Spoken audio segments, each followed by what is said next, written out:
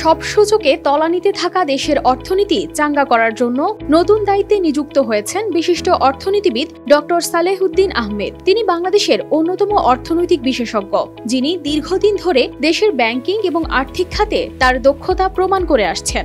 বাংলাদেশ ব্যাংকের সাবেক গভর্নর হিসেবে তার অভিজ্ঞতা এখন কাজে লাগবে দেশের বর্তমান আর্থিক সংকট কাটাতে।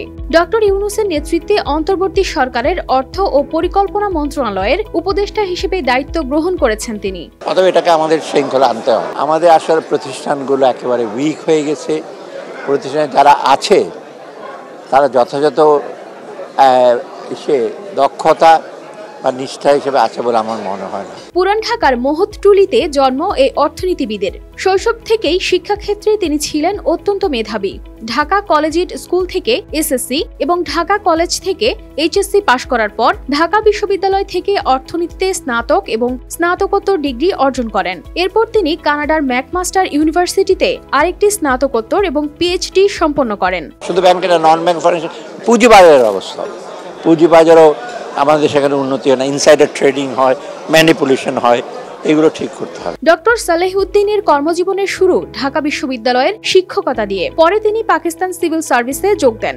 বাংলাদেশ সরকারের বিভিন্ন প্রশাসনিক পদে দায়িত্ব পালন করেছেন। তার গবেষণার অভিজ্ঞতা এবং প্রশাসনিক দক্ষতা তাকে দেশের শীর্ষ পর্যায়ের আর্থিক নীতি নির্ধারক হিসেবে প্রতিষ্ঠিত করেছে।